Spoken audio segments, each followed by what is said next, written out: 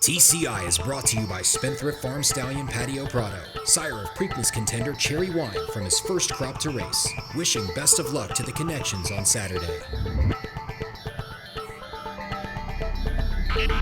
Welcome back to TCI, your inside track to the Triple Crown alongside Joel Cunningham. I'm John Siegel. Well, Joel, we got the Preakness coming up, man. We're going to see if Nyquist can keep his undefeated streak alive and also keep his Triple Crown dreams alive. You know, we had a Triple Crown winner last year with American Pharoah, and sometimes they come in twos. You know, it was that long drought.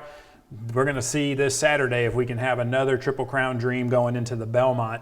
You know, Nyquist looks like he's going to be the class of this field. And people say, hey, looking at this, you only got a few horses from the Derby coming back. You know, it's Nyquist's race to lose. But you think this race might be coming up pretty salty for him. Well, it's a top-heavy group. I mean, look, Exaggerator, I felt, ran as good of a race as Nyquist did in the Derby based on the way that track was playing. That takes nothing away from Nyquist, but you know, coming back in here off of 2 weeks, I think both colts are thriving right now. They're both clearly 1-2 in their crop based on class. I mean, you can't argue that at all. Nyquist being undefeated champion. This colt, Exaggerator, win the Santa Anita Derby with the big buyer number and the fact that he ran so well in the Derby to be second.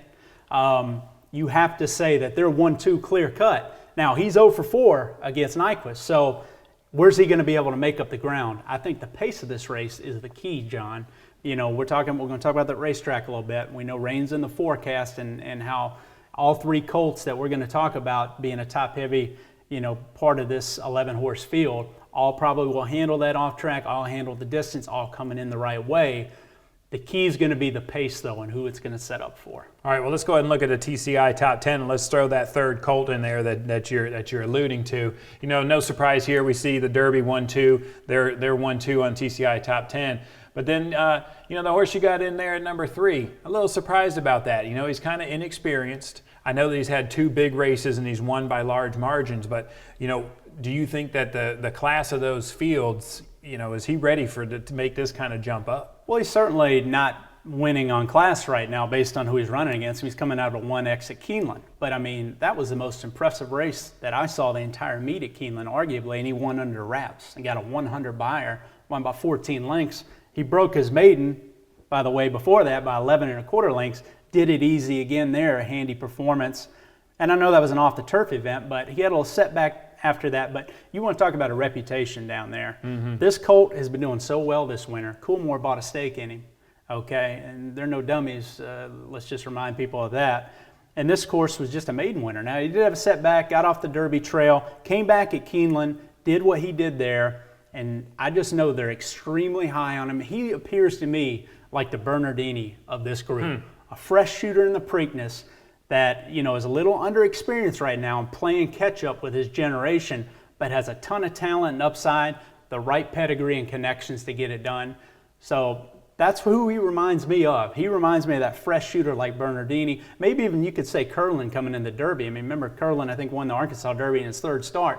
But he was giving up so much experience to Street Sense that he was overwhelmed in the Derby. He got lost back in the shuffle. Street Sense took it to him that day. But by the time they came back in the Preakness, Curlin had another 2 weeks, more experience under his belt, and he got up and he beat Street Sense in the Preakness. So that's the measure here. Not talent for me when it comes to Stradivari, not ability, but his experience level. Can he hook these type of horses in just his 4th lifetime start when you have an undefeated champion like Nyquist coming to the race the way he is and be able to be expected to put Nyquist away in the stretch and win the race? That's a tall task for Stradivari. I do think he is a monster talent, though, and he will factor in this race regardless if he wins or not. All right, so let's go to Saturday now. We know that there's going to be rains, 90% chance. Track may be sealed, but we know those 3 horses are okay in the slop. So the slop is not a problem for Nyquist, not a problem for Exaggerator. But take me to the break and tell me how important is the break and the position coming out of the gate? I think the break's huge. You know, most of the speed's on the outside, kind of like the Derby. You know, the difference for me is this is going to be a fairly run race. That's why the Preakness is my favorite classic, John. It's a realistic distance. You know, when they go 1.5 miles in the Belmont, you can throw half the field out. They're going to be looking for oxygen tanks turning for home. This race is realistic for the way we breed horses. 1 3/16. Really, it's a milers type of race. You look at Shackelford, some of the horses have had success in it. Yeah. I think it brings the full field into play based on their capabilities and handling a true route distance. And there's 11 horses. Unlike the Derby, we got 20. And you got Exaggerator getting stopped, you know, where he did in the race and compromising his trip. And we all know that's always an issue in the Derby. It's probably less of an issue here with just a standard size 11 horse field. So when I see the break here, obviously I think Uncle Lino's trainer said the fact they drew inside of Nyquist, he's probably going to go the lead. He has the speed to do it. He's got that California speed, John. I expect Uncle Lino to go for the lead. Trust me, Nyquist won't give up position. I expect him to follow Uncle Lino to the first turn, and I think what you're going to see Mario Gutierrez do, he's going to be looking to his outside. I think he's going to be looking for Johnny V. And I think if you're Stradivari drawing the 11 hole and you're a very tactical horse, I think Johnny V is going to break out of there, make an earnest run to the first turn, and I think he's going to be looking for Nyquist. Well, you mentioned Exaggerator. He came running late. He did get stopped just a little bit. Do you think that they'll have Nyquist close to the pace as well? And does it set up for a horse like Exaggerator to come running late and win this thing?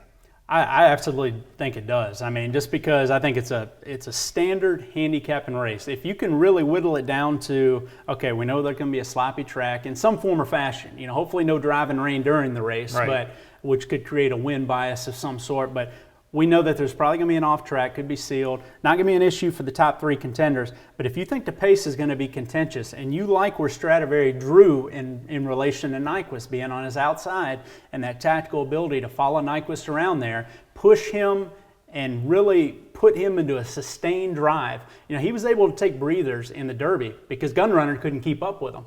I think Stradivari has the horsepower to push Nyquist on the far turn, John, really put him into a sustained drive, make him give more than he probably wants to earlier in the race.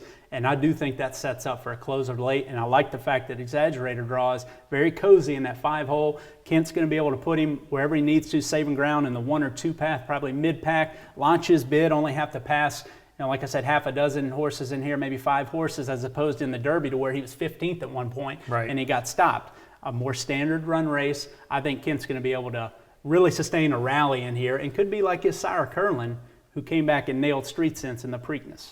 Well, so you're saying to me you think Exaggerator is going to upset Nyquist in this year's Preakness? I do. My pick is Exaggerator. I think it's a standard handicapping race. If you believe Stradivari, where he drew, has the true ability to be one of the top class horses in this crop, which I believe to be the case, even though he's behind right now, I think that talent is going to show in his ability to push Nyquist. And I do think he softens the champ up. And look, if you're a Nyquist fan, you like I'm picking against him again, because every time I pick against him, he goes right to the winner's circle. But I do think the pace is going to be different this time, and that's why I give Exaggerator a tactical edge in here with the ability to close after the softening of Stradivari. See, I just think Nyquist, the way that track has been playing, it just seems to carry speed all the way around there. I think they'll keep him a little closer to the lead. I think the champ's going to get it done. I think Exaggerator is a very good horse. I just remember, I think it was Shackelford's year. He had the lead, and it looked like he was going to give it up, but he just kept holding on, kept fighting, went all the way around there and won the thing. I could see Nyquist with the amount of heart that he has. I could see him holding on. We're going to Belmont with another Triple Crown on the line. If you would have told me, if you'd asked me a month or two ago, what classic race do you think Nyquist fits the best? I would have said the Preakness, based on his speed and the fact that that mile and 3/16 distance wasn't a concern for me in terms of distance. So I think the fact that he's coming in, you're going to see him fire his best shot in here, John. There's no doubt about it. But again, I really respect Stradivari's talent and his reputation. And while I don't think Stradivari probably can beat Nyquist, duel with him, put him away, and win the race, I think he's going to be compromised by it too. And I think maybe Nyquist eventually puts away Stradivari, fine. But if he puts him in that sustained drive early enough, it really plays into Kent's hands to make that one run, go fly by him late. And look, I personally think Exaggerator will get it done and really sets up an awesome bubble match when you're talking about the Belmont Stakes. If Exaggerator were to win, hopefully you get them both back in the Belmont. You got the fresh shooters from the Derby, like a Brody's Cause, like a Destin, like a Creator possibly. Really could set up for a great final leg. So give me Exaggerator in this one. Well, you remember in the Triple Crown, you always get those long droughts, and then it just feels like, bang, we just have 1 or 2, 3 just kind of come, they kind of come in twos, it seems like. Well, I'll tell you this. It wouldn't shock me if Nyquist won the Preakness. It wouldn't shock me at all, obviously.